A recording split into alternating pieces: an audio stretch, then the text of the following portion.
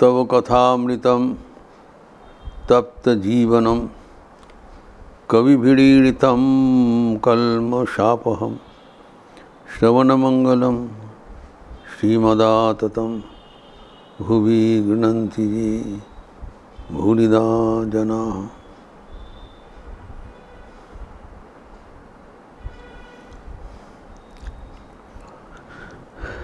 भगवान श्री रामकृष्ण का पूर्व अमृत कथा परिवेशन कर रहे हैं श्यामपुकुर बाटी में। एवं भक्तगण अपना आध्यात्मिक जीवन परिपुष्ट कर रहे, अपना स्वयं की जीवन के विज्ञता अनुभूति भक्तगण को बताते हुए कह रहे हैं उन्होंने कैसे बिना कुछ पुस्तक पढ़े सब कुछ ज्ञान आहरण कर लिया, सिर्फ भवतारिणी के ऊपर निर्भर करती हुई।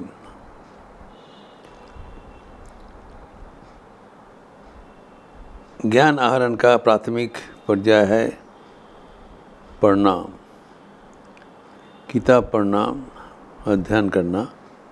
लेकिन ठाकुर कहते हैं पढ़ने से सुनना अच्छा है, सुनने से देखना अच्छा है।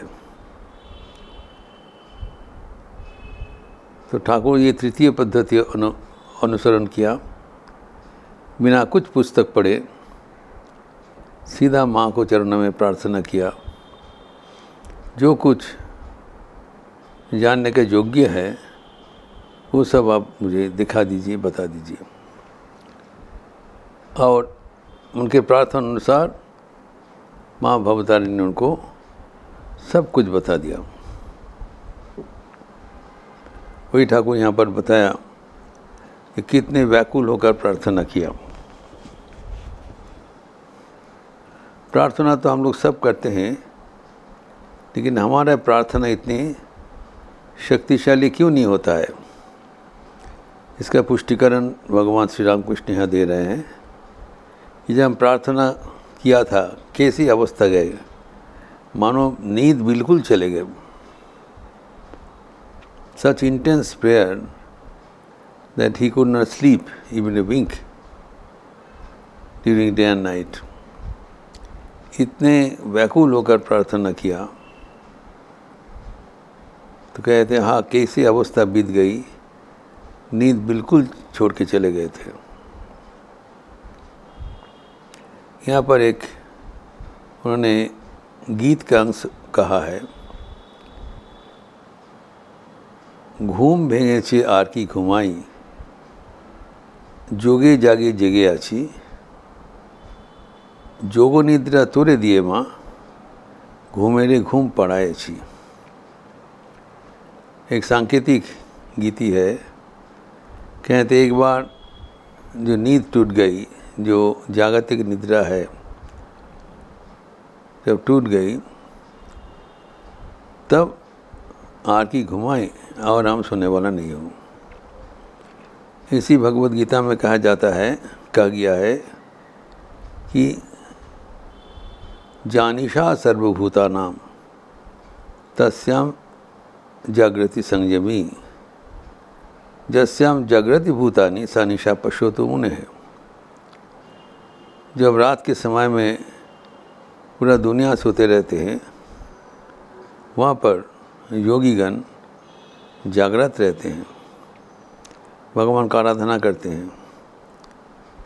और जहाँ पर साधारण जीव जागृत रहते हैं, जो विषय भोग लेने के लिए, वो मुनिगण के लिए नींद का जैसा है, कोई उनका उसमें आकर्षण नहीं रहता है। तो ठाकुर यहाँ पर अपना जीवन का अनुभूति उल्लेख करके कहते हैं कि उनका नींद बिल्कुल चले गई। यहाँ पर एक शब्द बोले हैं, जोगे जागे जगे आछी।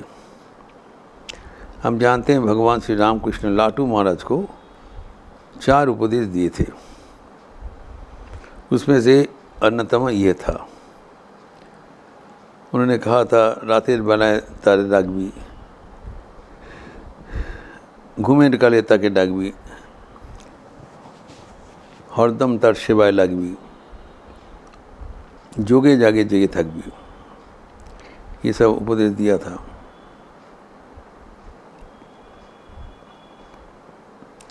जब रात्रि काल में जब से सो जाते उस समय में भगवान को पुकारना, हरदम तार सेवाय लागबी, ऑलवेज बी एंगेज इन सम सेवा, और जोगे जागे जेगे थकबी। तो ये जोगे जागे जगह थक भी यहाँ पर भी कह रहे थे। इसका मतलब क्या है कि जब रात्रि काल में साधारण जीव निद्रित होते हैं तब योगीगण योग का माध्यम से भगवान के साथ युक्त हो जाते हैं। योग निद्रा कहलाता है। ये निद्रा नहीं है, योग के माध्यम वो जागृत रहते हैं, लेकिन लगता है वो सोए हुए हैं।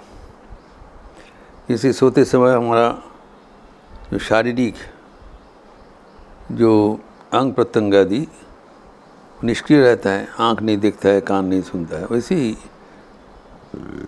योग निद्रा के समय, योग के समय वो निष्क्रिय रहते हैं, लेकिन तब हमारे जो आध्यात्मिक चेतना वो जागृत रहता है, निद्रित नहीं। जो हम तब ना अवचेतन है ना चेतन है, हम तब अति चेतन है। We are not only subconscious और unconscious, we are super conscious. इसको योग निद्रा कहलाता है।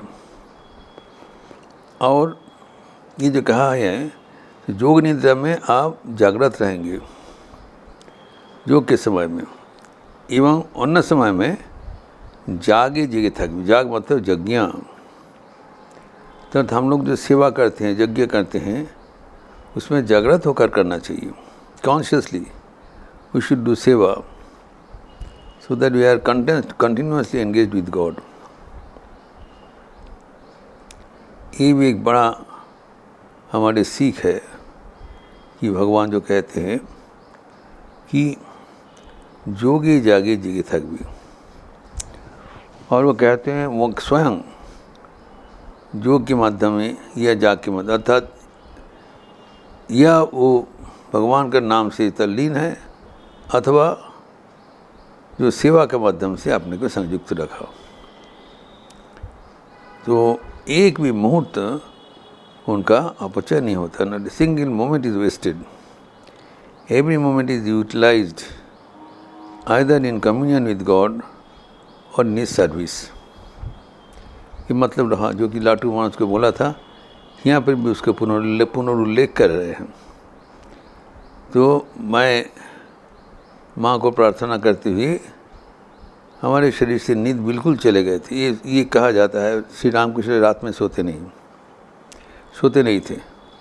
जो उनके संग में रहा था उन्होंने उल्लेख किया, गंभीर रात में सब सो रहे हैं, ठाकुर उठ जाते हैं, देखते हैं वो कमरा में टहल रहे हैं, भगवान का नाम ले रहे हैं और बीच में पूछ रहे तुम क्या सो गए। अर्थात उनका जो निद्रा चले गए थे, मतलब वो उस समय में भगवान के साथ युक्त है। ही है योग निद्रा। निद्रा के साल में वो युक्त है, भगवान के साथ युक्त है, और इसीलिए नींद वहाँ से देर में चलेगा। तो हमारा नींद एक तमोगुण का एक लक्षण है। हमारा मन का 3 विभाजन है, सत्व रजस तमस। रजोगुण में मन क्रियाशील रहता है, तमोगुण में मन निष्क्रिय हो जाते हैं, निद्रा आलस्य प्रमाद। लेकिन भगवान के शरीर में निद्रा तमोगुण का बिल्कुल कोई प्रवेश नहीं है। सत्व गुण का ऐश्वर्य सदा या जागृत है अथवा अति जागृत है, अति चेतन है।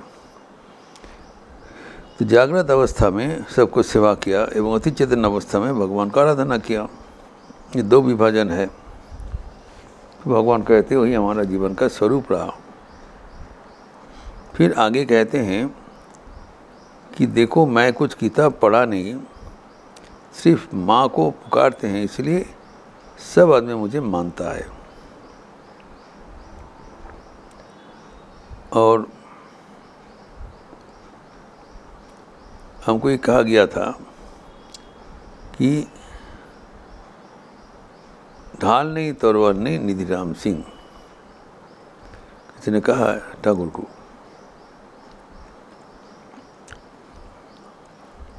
तो अर्थात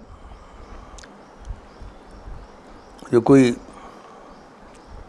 वीर होने के लिए अस्त्र शस्त्र की जरूरत होता है, जो ढाल तलवार ये सब रहता है, अस्त्र शस्त्र ठाकुर के कुछ नहीं है।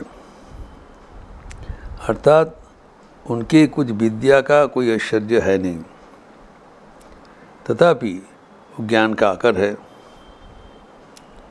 सब आदमी ज्ञान आहरण करने के लिए उसके पास आते थे, कारण उनका जो ज्ञान का भंडार वो स्वयं भवतारिणी से युक्त है। स्वयं माँ जगदात्री है, जो माँ सरस्वती है, ज्ञान का अधीश्वरी है, उनके साथ उनका युक्त है।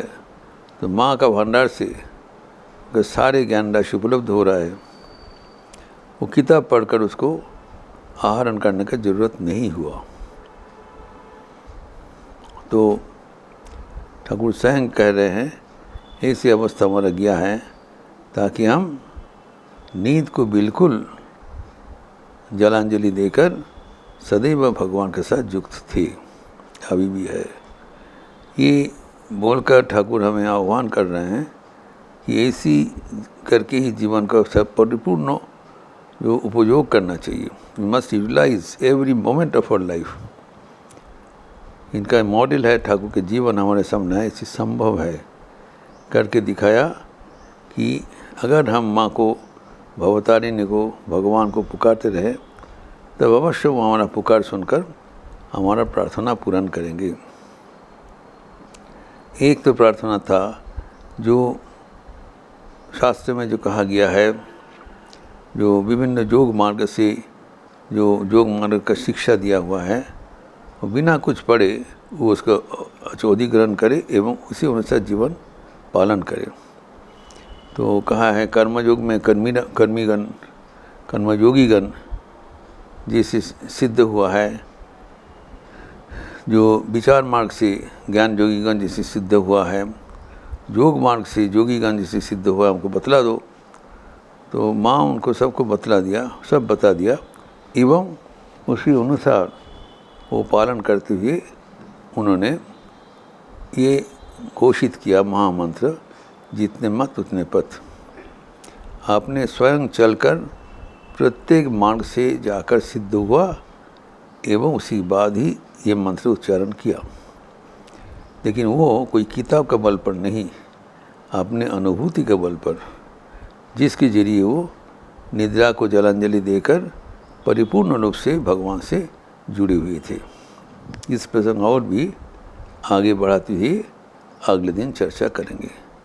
ओम शांति शांति शांति। हरि ओम तत्सत। श्री राम कृष्णार्पणमस्तु। आज सोमवार है, अमावस्या का पावन अवसर है। अमावस्या की तिथि के नियम अनुयायी रामकृष्ण मठ लखनऊ में शाम को संध्या आरती के उपरांत देवी नाम संकीर्तन होगी, लिपि दिया जाएगा। आप सबका स्वागत है। भगवान की यह अपूर्व कथा हम जितना भी अनुधावन करें उतना ही हमारे आध्यात्मिक जीवन के लिए फायदेमंद होगा। अच्छे रहिए, स्वस्थ रहिए, आनंद में रहिए। नमस्कार।